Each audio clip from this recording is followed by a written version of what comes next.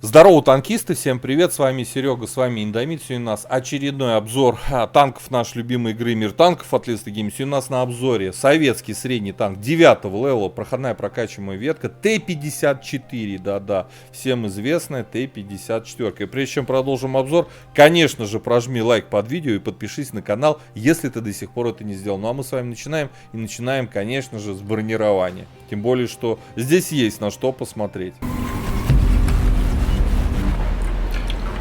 Итак, господа, коллижн модель наша Т-54. Ну и давайте начнем с корпуса. Корпус 214, 205 вверху, ближе к стыку, да. И как для НЛД девятки, даже среднего танка, это очень крепкая НЛД, потому что в зависимости от угла входа снаряда, вот так уже 246, 260. Нифига себе НЛД на среднем танке, согласитесь. ВЛД 185, 202 вверху. Опять же, как для среднего танка, это очень недурная броня ВЛД. Очень. Опять же, зависит от того, под каким углом будет входить снаряд. Вот так вот будем видеть эту машину. Уже, извините, тут некоторые танки даже голдой не пробьют эту деталь корпуса. Теперь касаемо башни. Башня у нас сферическая. Давайте начнем с маски. Кругляк вокруг ствола 240, неплохо. 248, 295. Также и здесь вот так. Вот 295, 240. Тут, ну извините, куда попадешь. Короче, маска зашита знатно. Сюда лучше этому танку не стрелять. Щеки. Самые ослабленные места это вот. Так, стоп. Вот здесь получается, чуть ниже, да. 275. Нифига себе ослабленные места. Основным типом снаряда не пробить, только голдой, но это прям маленькие пятачки, потому что все, что дальше, начинается 287, 360, 360, 500, 700, 1000, ну, я уж утрирую, понятно, ну, короче, башня невероятно крепкая. Но, к сожалению, есть лючки. Ладно, планка у нас 30 мм по правилу трех калибров, от 90 нам сюда смогут забрасывать, это надо знать. Лючки 151 и лючки 154. И они, кстати, не маленькие. К сожалению, хоть и расположены в задней части башни, но они не маленькие. Поэтому в ближней перестрелке, понятно, вам их просто разобьют вам лицо через эти лючки. Борт у нас прямой, 80 миллиметров. При танковании от борта все за счет рикошет, понятно, приведенной брони мы вытанковываем. Даже можем себе позволить передовернуть корпус, 80 мм. Подставляем, правда, под башенный цилиндр. В крайней левой части там 600, в крайней правой 100, сотка с небольшим. Поэтому вот сюда его можно пробивать. Но это прям вот тоже место не самое, скажем так, крупное, чтобы выцелить и пробить. Ниже, оп, и уже рикошет. Так что попробуйте, попадите. Вот такое вот бронирование. По основным модулям. Обязательно качайте топовую рацию, топовый двигатель, топовую ходовую. Понятно, пройдете через топовую башню. А дальше вот какую пушку выбирать. Топовую, да, 9-го левела. Смотрим. Они обе 100 миллиметровки. Альфа одинаковая. Бронепробитие.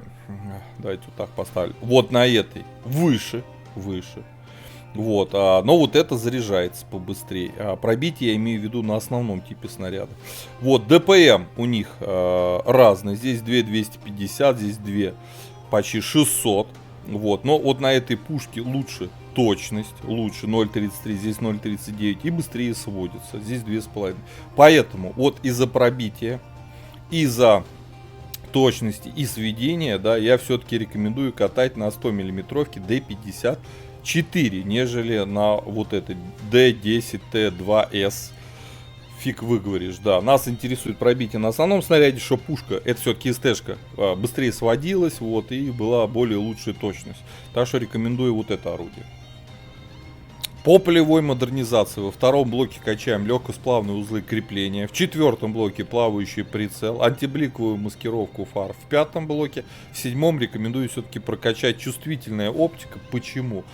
Я на этом танке катаюсь по оборудованию обязательно с просветленкой. Да, катаюсь, чтобы светить себе и союзникам. И для меня здесь обзор будет наиболее важен, нежели скорость вперед. У этого танка и так хорошая скорость вперед. Там была 61, станет 59.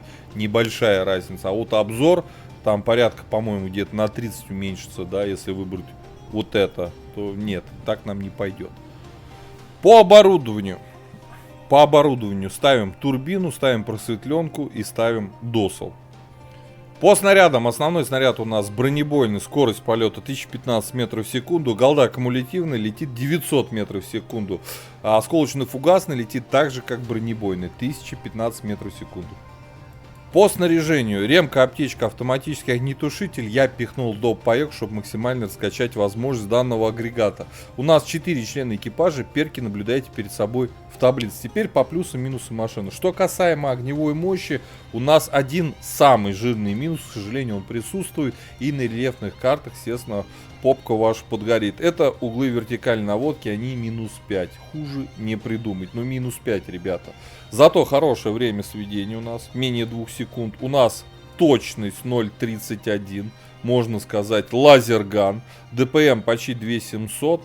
У нас, вменяемая скорость полета снаряда. Конечно, голда у нас, к сожалению, камуль, и он здесь не быстро летит.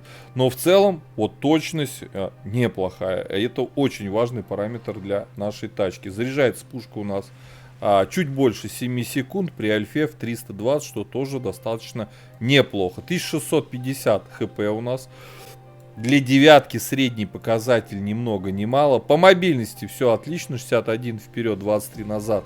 У нас почти 22 лошади на тонну удельная мощность. И это круто.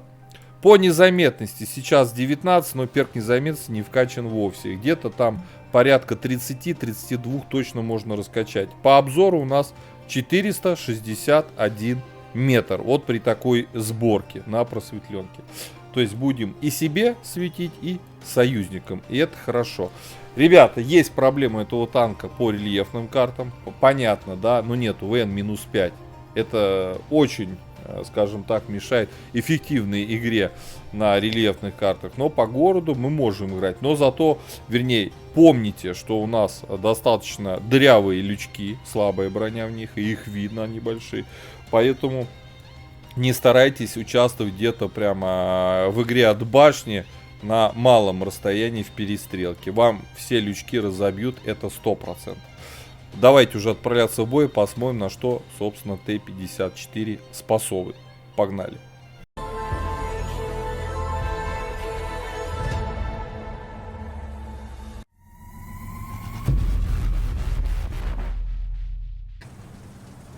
Так, господа, обзор боем Т-54, советский средний танк 9 левела, проходная прокачиваемая ветка. Попали на Париж. К 8 и 9.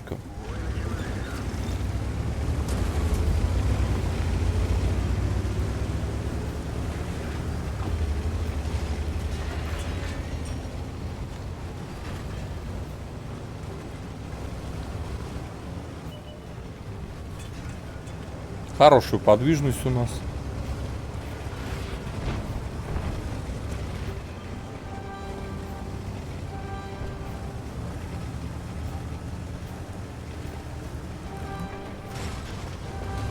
Свалился. Так, а где враги?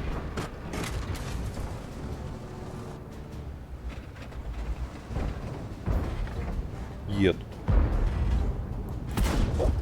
О, больно стукнули его.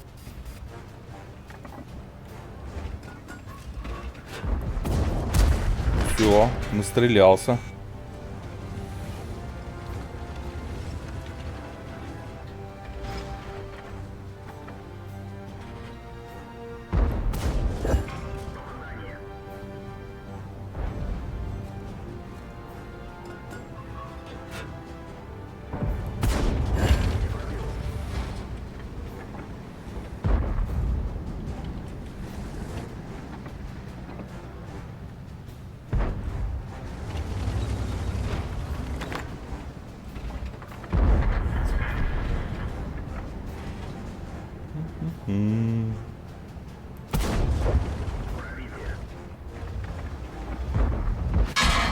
Да гля, вот попадает же, а, говненыш.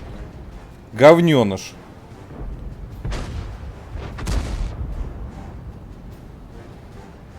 А говненыш-то попадает.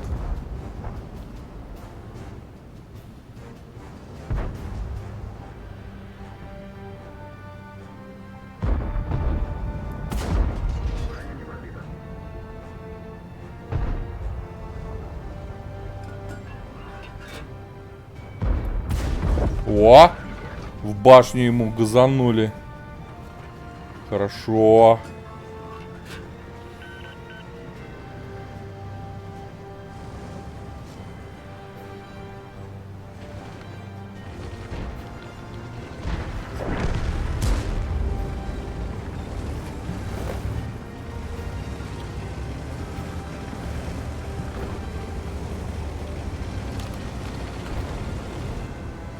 Хрена себе там и сухо исполняет.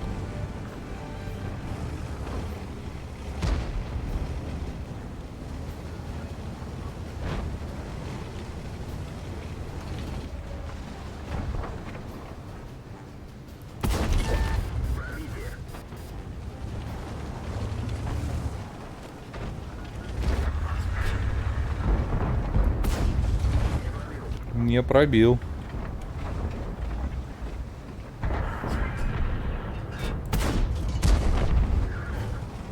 Там итальяшка, да, у нас сидит.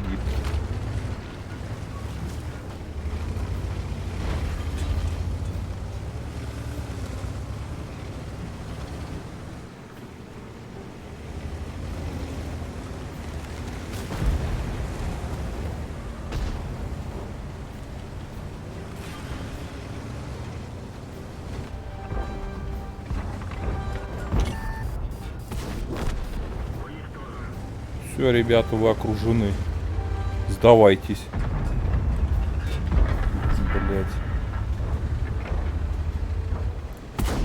Блять, мешает, ты посмотри, не дает стрелять вообще не. Говнарь.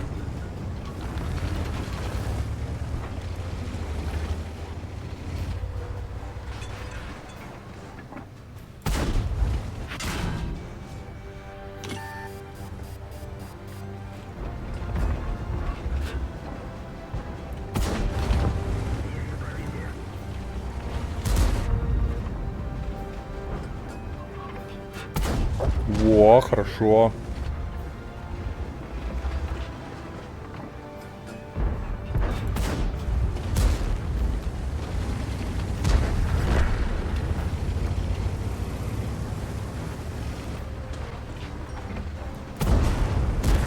Хорошо, сбрили.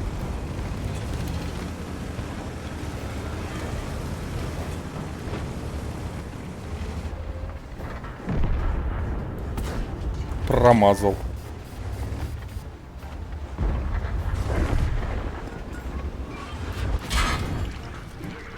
Есть пробитие. Вообще хпшек нет, все растерял. На меня смотрел, сведен был, господи. Ой, ладно. Сойдет. Подвижность, броня есть вроде как. 3500 суммы дали, хорошо.